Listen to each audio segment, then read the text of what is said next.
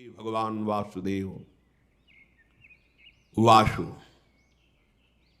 समस्त ब्रह्मांड जिनके एक रोमकूप में वास करता है, ऐसे अनंत ब्रह्मांड जिनके रोमकूपों में वास करते हैं। वासु सर्वनिवासस्य विश्वान यशु लोमशु तस्य देवा परम ब्रह्म वासुदेव इति रीता। जिनके लोमकूपों में अनंत विश्व ब्रह्मांड स्थित हैं, वो सर्वनिवास, वो महान, वो परम पुरुष, महान देव स्वामी आपको वासुदेव कहते हैं। वही आप महान, वही आप परम पुरुष वासुदेव के रूप में है। चारों वेद पुराण इतिहास जितना भी वर्णन है प्रभु आपका है। कहीं भी किसी भी ब्रह्म ऋषि ने ऐसा नहीं देखा कि आपका तन, आपका ये शरीर सप्तम धातु से बना हुआ है। किसी वेद ने निरूपण नहीं किया, किसी मुनि ने ऐसा अनुभव नहीं किया। यहां हम सब साक्षी हैं, धर्म साक्षी है, सर्व साक्षी है, वेद साक्षी है कि आप सच्चिदानंदमय तनु भगवान वासुदेव हैं। किसका नमस्कार? जो कंस कारागार में चतुर्भुज रूप में प्रकट हो रहे, शनकादि उनका दर्शन करके वर्णन कर रहे हैं। मंगलमय भाद्रपद के कृष्ण पक्ष की अष्टमी है। मध्य रात्रि का समय, सब ओर घोर अंधकार छाया हुआ है, पर सारी प्रकृति एक नवीन आनंद उत्सव में भरी हुई है, क्योंकि प्रकृति के स्वामी परमात्मा का प्रादुर्भाव हो रहा है। उल्लास में भरी हुई संपूर्ण प्रकृति है। प्रकृति के परम आश्रय, प्रकृति को भी सृजन करने वाले परम देव पधार रहे हैं, तो प्रकृति उल्लसित होकर उनका स्वागत कर रही है।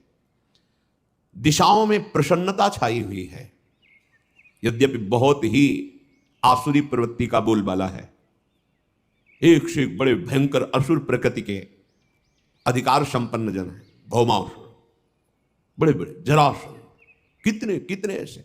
और कंस के तो बल से प्रभावित होकर अपनी पुत्रियों का ब्याह जरासंध ने किया था।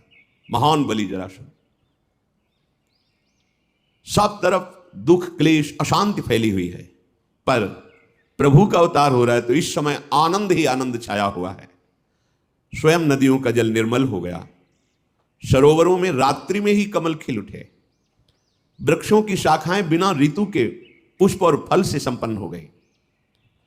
जो भजन करने वाले यत्र तत्र साधु महात्मा हैं, उनको एक अलौकिक आनंद की अनुभूति हो रही है, क्योंकि उनके प्राणाराध्य प्रकट हो रहे हैं। वायु सेवा कर रही है, शीतल मंद सुगंध प्रवाहित हो रही है। देवताओं की दुंदुभियां बिना बजाए अपने आप बजने लगी, क्योंकि सर्वलोक महेश्वर का प्रादुर्भाव हो रहा है। गंधर्व किन्नर एक अलौकिक प्रेरणा से गान कर रहे हैं, नृत्य कर रहे हैं। रात्रि के समय सिद्ध चारण, बड़े बड़े पदाधिकारी लोक के, लोकपाल जो ईश्वर कोटि के हैं, सब स्तवन कर रहे हैं। एक अद्भुत जो समाधि में आनंद प्राप्त होता है महत योगी जनों को, आज सबको स्वाभाविक एक शीतलता, शांति, एकाग्रता, परमानंद की अनुभूति हो रही, क्योंकि भगवान का प्रादुर्भाव हो रहा है। अनंत सूर्य, अनंत चंद्रमाओं जैसा जहां कंस का कड़ा पहरा है, राक्षसी स्वभाव के मायावी द्वारपाल हैं, जो कोई सूक्ष्म रूप धर के भी आ जा नहीं सकता है, ऐसे मायावी हैं कंस के पास, जो उस समय वर्तमान में द्वारपाल लगे हुए हैं, क्योंकि उसको भय ये आखिरी संतान है, यही मेरी मृत्यु का कारण होगी, बहुत सावधान है। जैसे अनंत सूर्य चंद्र एक साथ प्रकाशित हो गए हों, ऐसे मथुरा में कंस कारागार में दिव्य प्रकाश प्रकट हुआ। देखा शंख चक्र गदा पद्म धारण किए हुए चतुर्भुज, विशाल नयन, वक्षास्थल पर दिव्य श्रीवत्स चिन्ह, भृगुलता, भृगु जी के चरण चिन्ह, रत्नहार धारण किए, विविध आभूषण, दिव्य कांति, किरीट, मुकुट, कुंडलधारी, अंग अंग से सौंदर्य और ऐश्वर्य टपक रहा है। सौंदर्य और ऐश्वर्य अंग अंग से। ऐसा दिव्य अद्भुत रूप देखकर वसुदेव देव की कितने कष्ट में थे, विचार कीजिए कितने कष्ट। ऐसे दुष्ट स्वभाव के शासक, और उसको भय है कि इनसे संतान जो होगी वो मेरी मृत्यु का कारण। बड़ा कष्ट में जीवन, घोर अंधकार में, जेल में हथकड़ी बेड़ी पड़ी हुई। हमें थोड़ा कष्ट होता है हम भगवान को शिकायत करने, ये इतने महान तप संपन्न है कि भगवान की पिता होने का सौभाग्य, पर कैसा कष्ट है। घोर पहरा है। उस अंधकार में ऐसे तेजोमय रूप को देखकर अद्भुत आनंद वसुदेव और देवकी जी को हुआ। भगवान प्रकट होकर उन्हें अभय वचन दे, अब आप डरो मत, जहां मैं पधारता हूं वहां क्लेश परंपरा ही खत्म हो जाती है। तुम्हें याद कराने के लिए बता रहा हूं, तुमने पूर्व में हमारे को प्राप्त करने की तपस्या की है। भगवान के इशारे से उनको पूरा बोध हो रहा है। तुम कंस के भय से अधीर हो रहे हो। कंसादह मधीरधि, अब तुम्हें किसी से भयभीत होने की जरूरत नहीं। जो मुझे स्वीकार कर लेता है, जिसे मैं स्वीकार कर लेता हूं, काल का भी उसके ऊपर भय नहीं रहता। अब तुम प्रसन्न हो जाओ। देखते देखते भगवान चतुर्भुज रूप से अंतर्धान होकर बाल रूप हो गए, रुदन करने लगे। भगवान का वो बाल रूप द्विभुज, चतुर्भुज ईश्वरी रूप, द्विभुज बाल रूप देवकी की गोद में। अब तो देखकर बहुत ही अधीर हो गए, क्योंकि वात्सल्य उमड़ा तो ऐश्वर्य का विस्मरण हो गया। ऐश्वर्य रूप इसीलिए दिखाया कि तुम भय मत करो, मैं सर्वलोक महेश्वर भगवान हूं। पर जीव ही बाल रूप में इंद्र नीलमणि कांत स्वरूप, अब तो अधीर हो गए और रुदन करते हैं कि प्रभु, जहां ये सूर्य उदय हुआ, द्वारपालों ने बताया जाके तहां वो दुष्ट आएगा और आपको मार देगा। मैं बहुत अधीर हो रहा हूं प्रभु, मेरा ज्ञान कार्य ही नहीं कर रहा है, क्योंकि वात्सल्य, वात्सल्य के आगे ये सब नहीं चलता। भगवान का ऐश्वर्य भी वात्सल्य के आगे नहीं चलता। प्रभु, मुझे आपकी रक्षा के लिए बहुत भय है। प्रभु ने कहा, यद्यप तुम्हें भयभीत नहीं होना चाहिए, पर आप वात्सल्य के कारण भयभीत हो रहे हो तो मुझे गोकुल पहुंचा दो, और वहां मेरी महाशक्ति योग माया प्रकट हुई है, तुम उसको ले आओ, मुझे वहां पहुंचा दो, तुम निर्भय रहो। भगवान का शिशु रूप जो देवकी की गोद में था, कितना कष्ट। अखिल लोक आनंद सिंधु गोद में है, वो कह रहे मुझे अभी पहुंचा दो। वसुदेव जी की गोद में प्रभु को विराजमान करती है, हृदय में कितनी पीड़ा होगी। नवजात शिशु अभी आंखों से ओझल, जिसके दर्शन मात्र से परमा आह्लाद परम सुख, वो अभी जा रहा है। विचार करो, ये भगवदानंद कायर पुरुषों को प्राप्त नहीं होता, ये शूरवीरों को प्राप्त होता है, जो हर स्थिति में प्रभु के सुख का चिंतन करते हैं। अपने सुख दुख की तो परवाह ही नहीं जिसे, तभी साधु संग से भजन करते करते ऐसी स्थिति होती है। भगवान वसुदेव जी की अब गोद में है। वसुदेव जी भगवान की महिमा का स्मरण करते हैं, हृदय से लगाते हैं, तुम्हें कैसे दूर करूं, तुम्हें कैसे छोड़ के आऊं। इतना तो कष्ट भोगते रहे, अन्य पुत्रों का वध कर दिया गया, अब आनंद सिंधु आप मेरे हृदय से लगे, और वो भी अब हम ही आपको जाके छोड़ करके वापस आपको आए, पर आपके सुख के लिए हमें जाना पड़ेगा। पर जाऊं तो कैसे जाऊं, पैरों में बेड़ियां हैं, हाथों में हथकड़ी है, लोहे के बहुत मजबूत दरवाजे, और शस्त्र धारण की हुई आसुरी स्वभाव वाले मायावी राक्षस वो द्वारपाल बने खड़े हैं, अत्यंत विषादग्रस्त हो रहे हैं। ऐसा सोचते ही देखा कि हथकड़ी और बेड़ियां टूटकर गिर गई। प्रसन्नता हुई, कदम आगे बढ़ाए तो देखा अपने आप दरवाजे खुल गए, बड़े विशाल लोह कपाट अपने आप खुल गए। जिसके छाती में अखिल लोकों के स्वामी प्रभु बाल रूप से विराजमान है, अब उसको कौन सा बंधन बांध सकता है।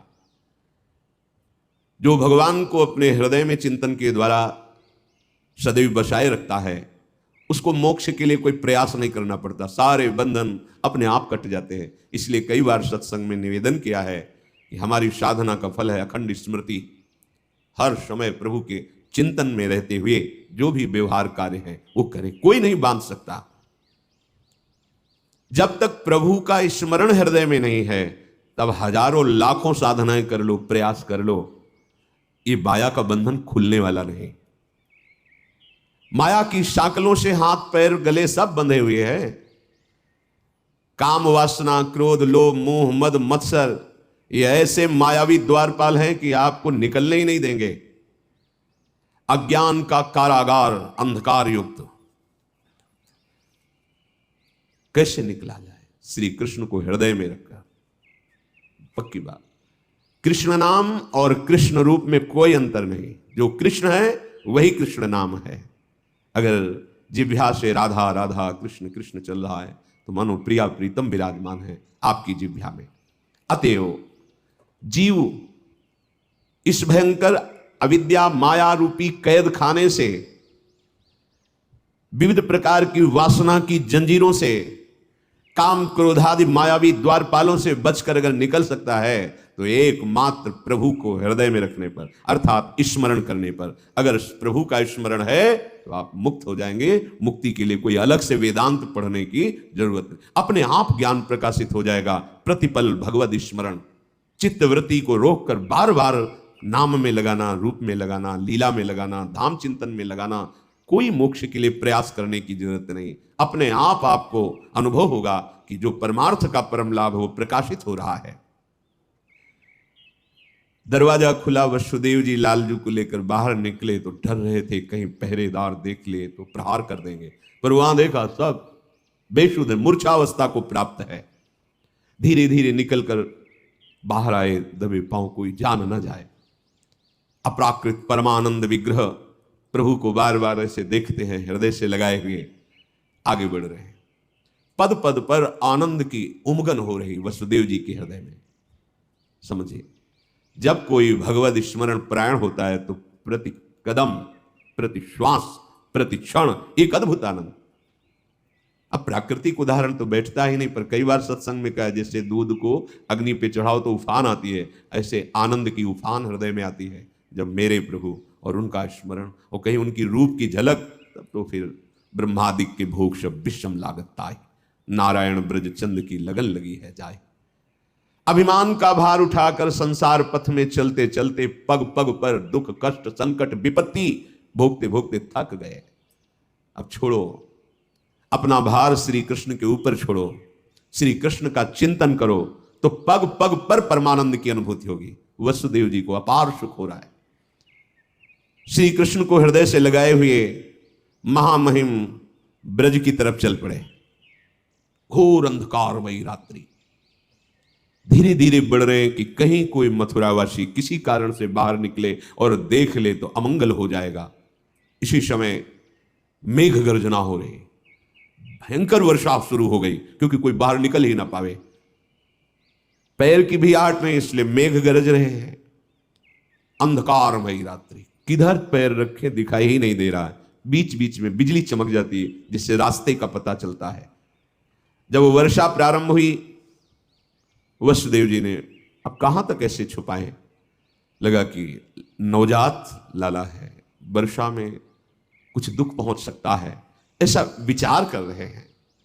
अचानक देख रहे हैं कि आसपास तो बूंदे गिर रही पर ऊपर बूंदे नहीं गिर रही। सोचा इस लाला का ही चमत्कार होगा, पर बात यह हुई कि 1000 फण फैलाकर भगवान शेष जी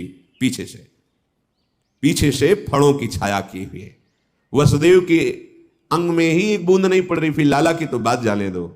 ये अनंत देव भगवान शंकरषण है, जो भगवान का ही दूसरा स्वरूप है, पर अनादि सिद्ध ये दासत्व भाव से है। प्राण प्यारे प्रभु की सेवा सदैव इनका जीवन है। क्षीर समुद्र में गौरवर्ण धारण किए हुए जब जब अवतार लेते तब भी गौरवर्ण होता है, चाहे लखनलाल के रूप में या बलराम के रूप में।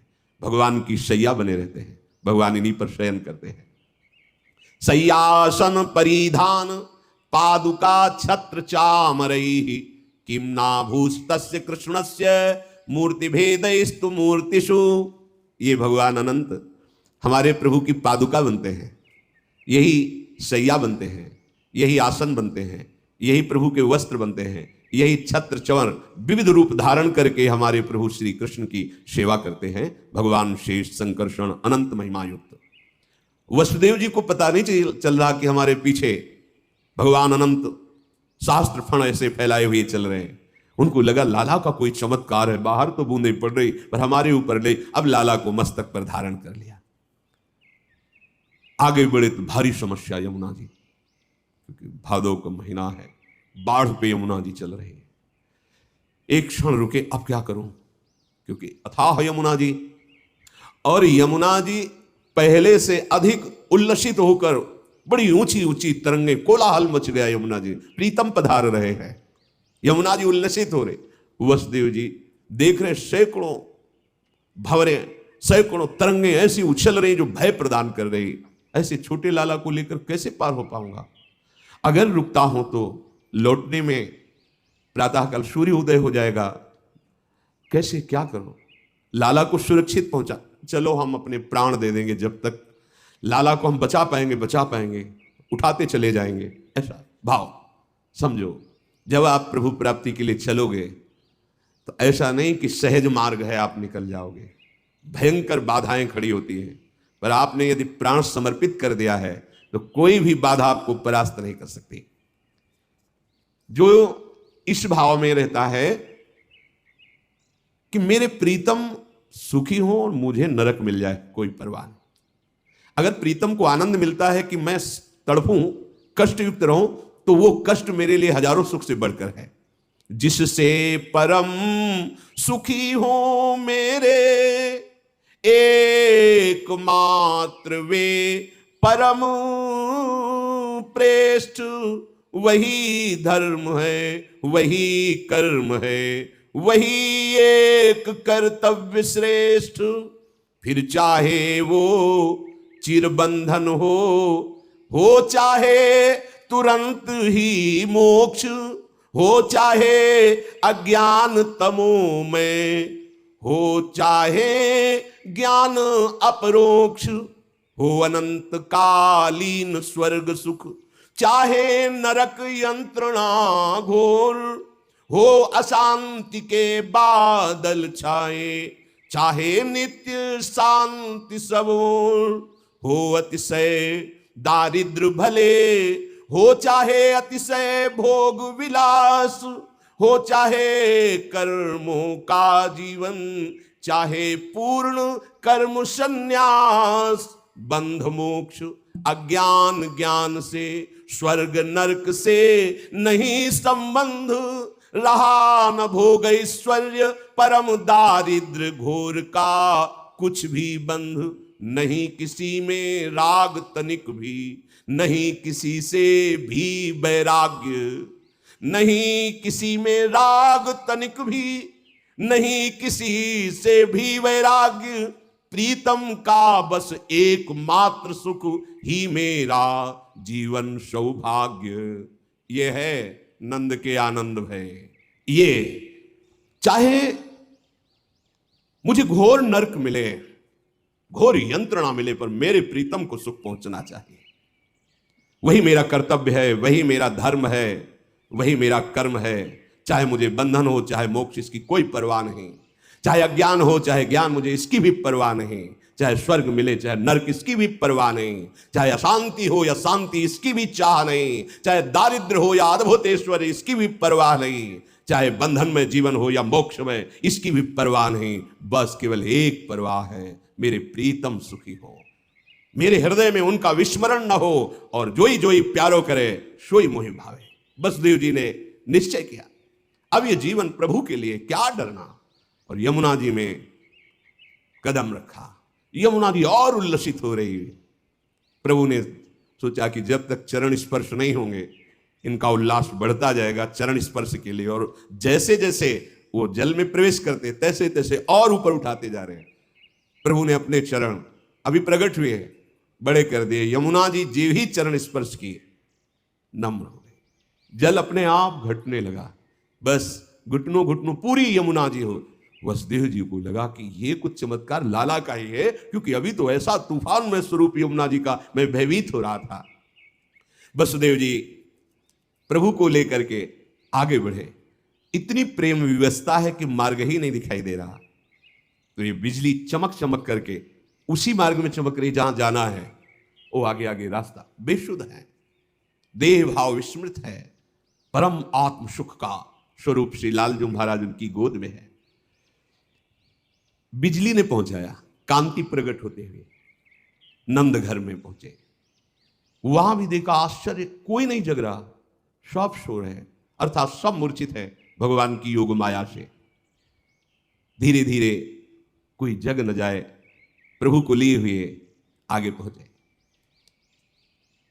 बिजली चमक रही थी, मार्ग दिखाई नहीं दे रहा था, तो बिजली ने बताया, भाव ये जब परमार्थ का पथिक आगे चलता है तो उसे सूझता नहीं है क्योंकि बड़ा सूक्ष्म मार्ग है। तो जो ज्ञान ज्योति है वो उसे मार्ग बताती है। जो अपना लक्ष्य है वहां तक पहुंचने के लिए फिर किसी के पूछने की जरूरत नहीं होती।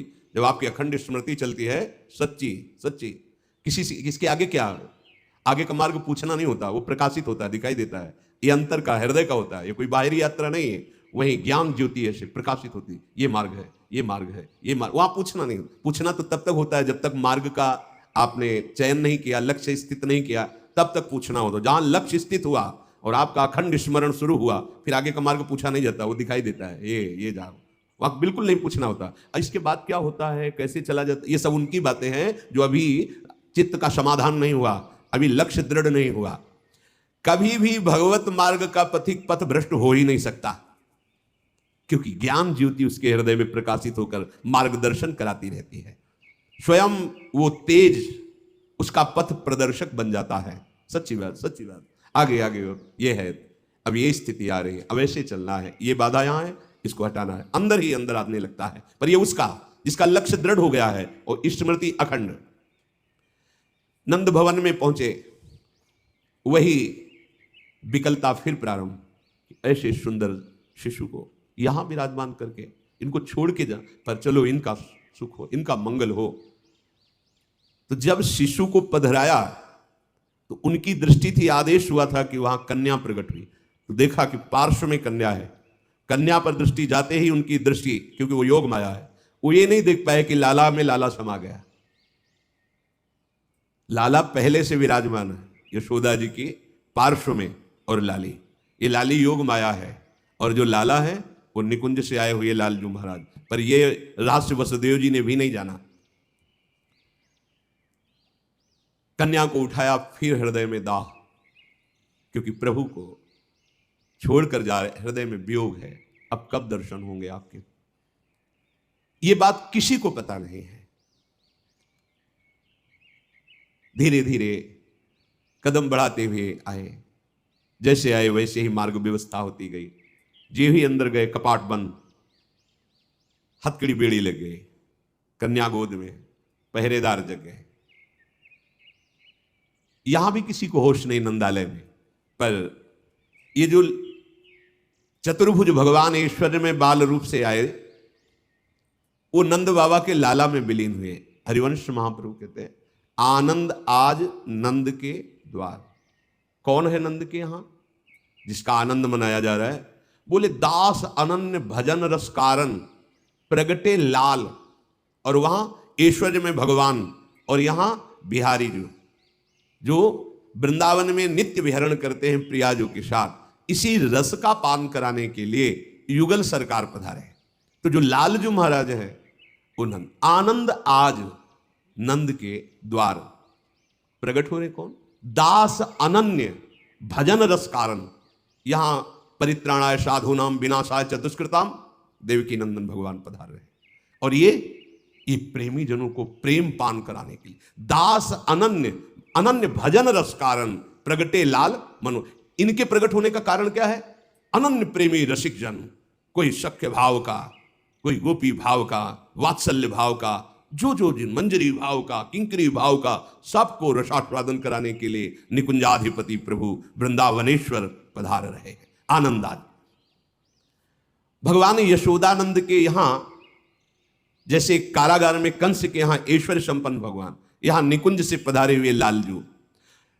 कोई ये सोचे ना कि ये कोई कल्पना है, कि ये अपनी कल्पना में बोल रहे हैं भगवान, कोई 10-20 थोड़ी होते हैं। सर्व भवन समर्थ, कर तुम अकर तुम अन्यथा कर तुम, महान शक्तिमान के लिए एक ही समय दो जगह प्रकट होना, ये कोई आश्चर्य की बात है क्या? उनके लिए असंभव है क्या?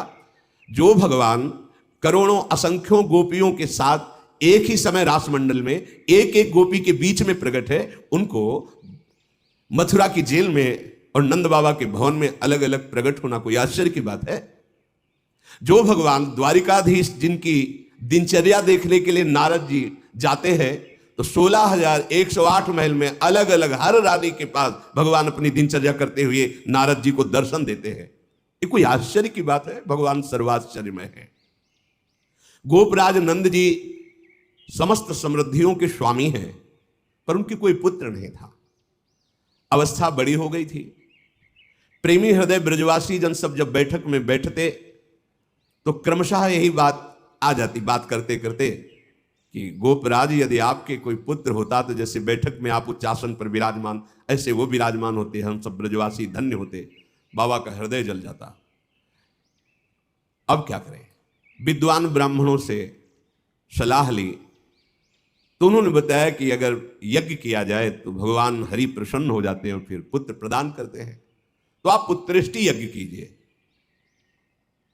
बाबा के पास समृद्धि थी ही, पुत्रेष्टि यज्ञ, ब्राह्मणों की वेद ध्वनि गूंज रही है। पर एकांत में बैठ करके नंद बाबा यशोदा जी से कहते हैं कि यशोदा, ये यज्ञ हो रही है पर इसकी सामर्थ्य नहीं कि मुझे मेरे जैसे भाव में स्वप्न में पुत्र आया है वैसा यज्ञ से प्राप्त होगा। मेरे भाव में श्याम सलोना ऐसा आकर्षण करता रहता है और मुझे पक्का विश्वास है कि वो किसी कर्म से नहीं प्राप्त होता है। पुत्रेष्टि यज्ञ में मेरा विश्वास है, पर यह निश्चित किसी कर्म या यज्ञ आदि का फल वो नहीं हो सकता। मेरे मन में एक अद्भुत सौंदर्य युक्त बालक खेलता रहता है, मैं तुम्हें बताया नहीं है, पर वो किसी कर्म जनित, तपस्या जनित उसका फल नहीं है, क्योंकि कर्म का फल जितना भी है वो सब चंचल है, स्थायी नहीं है। मैं जिसे देखता हूं वो अचल है, वो अचिंतनीय है, वो स्वयं मेरे हृदय में प्रकाशित हुआ है।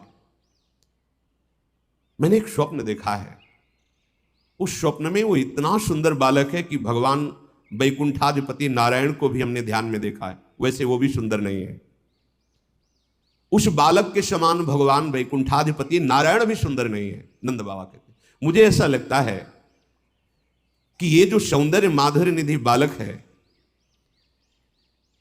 ये मुझे किसी भी कर्म से प्राप्त नहीं हो सकता।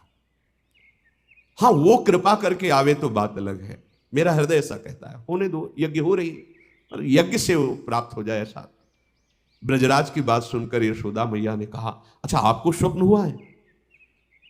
नंदराज ने कहा, हां, तुम हमारी अर्धांगिनी हो, शयधर्मिणी हो, तुमसे क्या छुपाऊं।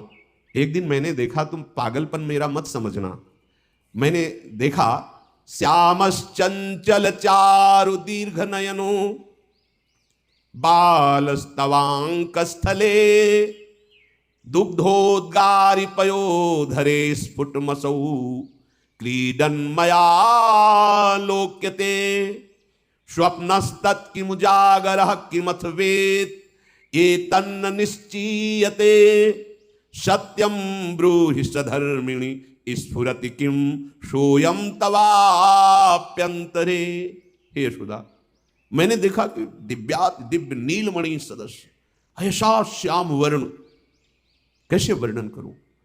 उस बालक के ऐसे विशाल चंचल मनोहर नेत्र हैं और वो बालक तुम्हारी गोद में तुम्हारे स्तनों का पान कर रहा है। मैं देखा, और भांति भांति की मेरे आंगन में खेल कर रहा है। बाबा की आंखों में आंसू आ रहे, मेरे में ना इतना तप है ना भजन है, मैं कैसे उसे प्राप्त कर सकता हूं। पर मैं देखता हूं, इसीलिए कहा कि मेरा पागलपन मत समझना। जब से वो स्वप्न देखा तो मैं जागने पर भी उसी में खोया रहता हूं। मुझे वैसे ही दिखाई देता लीला करते हुए आंगन में तुम्हारी गोद में। सत्य बताओ, क्या तुमको भी कभी ऐसा संकेत हुआ है? बाबा की बात सुनकर मैया तो विकल हो गई और गदगद कंठ से कहने लगी, ब्रजराज बिल्कुल ऐसा ही स्वप्न हमने देखा। हम तो ये इसलिए नहीं कह रही थी कि आप कहोगे कि ये शब्द तुम कल्पना करके कह रही हो, पर हमने ठीक ऐसा ही देखा जैसा आप वर्णन कर रहे हो। और आपने देखा जैसे स्तन पान करा, तो मैंने देखा कि मेरे स्तनों का पान कर रहा है, मैं दुलार कर रही हूं, पर यह असंभव है, मेरे भाग्य इतने कहां। मैं इसलिए ऐसा समझकर कभी आपसे बात नहीं की। कहां मैं और कहां वो दिव्य बालक। ब्रजराज नंद ने कहा, फिर तो संभव है, क्योंकि वो आना चाहता है पक्का। मेरे भी हृदय में, आपके भी हृदय में, मेरे भी स्वप्न में, आपके भी स्वप्न में। इसका मतलब ये मेरी कल्पना या स्वप्न नहीं है, ये सत्य विषय है। पर यह संभव कैसे हो सकता है? अखिल ब्रह्मांडों की सृष्टि करने वाले भगवान श्री हरि का मैं जब से शुद्ध सम्हारा आराधन कर रहा हूं, अगर उनकी हमारे ऊपर कृपा है तो ये मेरा मनोरथ है, मेरा स्वप्न सत्य होगा। हरि कृपा करें तो असंभव भी संभव हो जाता है।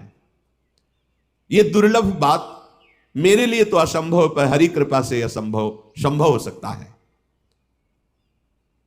तदनंतर हरि सेवानिष्ठ बाबा और मैया दोनों तन मन धन वचन से पूर्ण शरण होकर भगवान श्री हरि की आराधना की और 1 वर्ष के लिए द्वादशी के दिन यथाविधि व्रत करने का नियम लिया।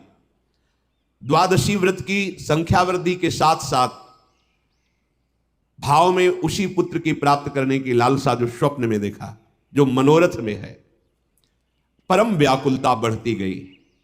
व्रतानुष्ठान सर्वांग पूर्ण हुआ तो देखा द्विभुज मुरली मनोहर भगवान सामने खड़े। वहां क्या देखा? चतुर्भुज भगवान नारायण सामने खड़े। यहां क्या देखा? द्विभुज मुरली मनोहर ललित त्रिभंगी लालजू महाराज। विकल हो गए। समीप ही प्रभु है।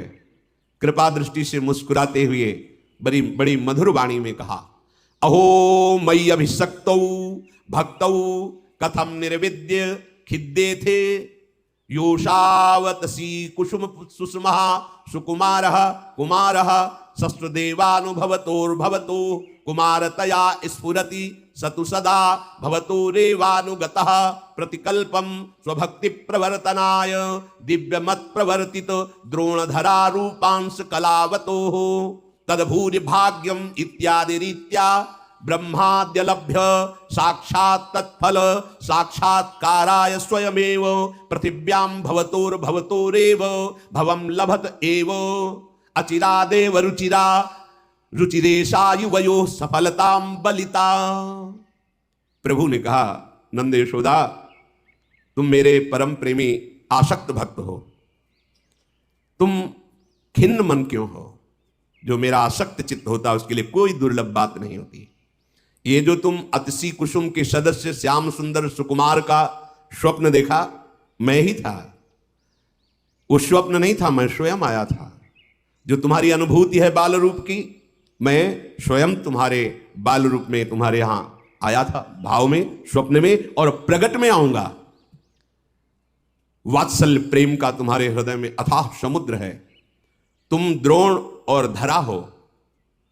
तुमने बहुत बड़ा भजन तप किया है जो ब्रह्मादि के लिए भी दुर्गम है, अलभ्य है। मैं तुम्हारे ऊपर बहुत प्रसन्न हूं। जहां तुम्हें ये वास मिला है, यहां ब्रह्मादि के लिए भी दुर्लभ है ये ब्रज 84 कोश। ब्रह्मा जी ने भी कहा है, तद भूरि भाग्य में जन्म किमप्यटव्याम। मेरे अहोभाग्य होंगे यदि मुझे यहां कोई भी रूप में रख लिया जाए, गोकुल में, ब्रज में।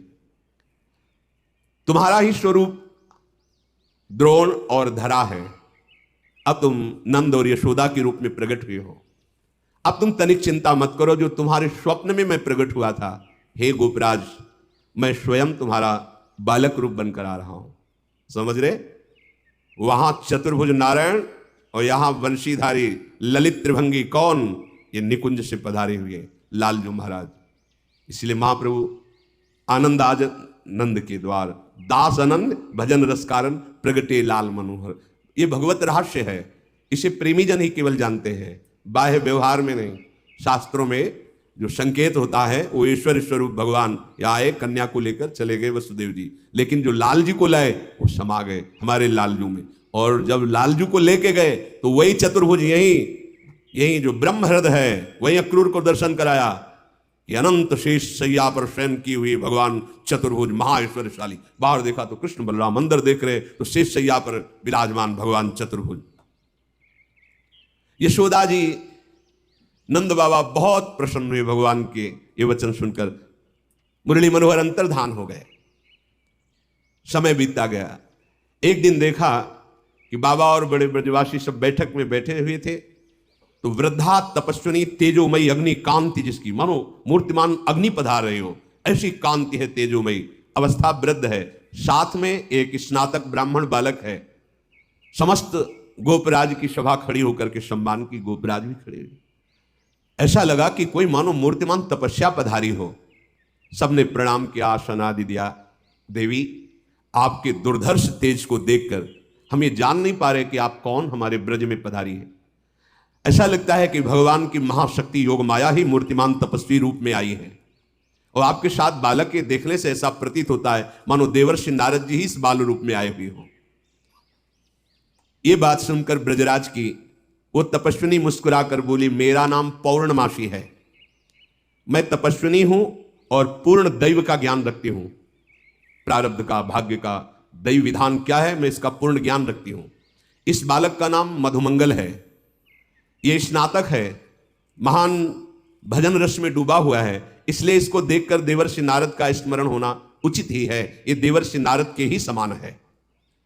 तपस्विनी की बात सुनकर गोपराज अपनी सभा के साथ हाथ जोड़ करके पुनः प्रणाम किया और कहा कि क्या हमारे लिए आज्ञा है। हमारे तो अहोभाग्य हुए ब्रजवासियों की कि आप तपस्विनी की सेवा करने का सौभाग्य मिलेगा। इस पर आपने महती कृपा करके हमारे नगर में जो आप आई ब्रज में, तो आप हमें बताइए कि हम आपकी क्या सेवा करें। उन्होंने कहा, तुम्हारा निर्वचनीय सौभाग्य प्रकट होने वाला है, मैं उनके दर्शन करने के लिए आई हूं।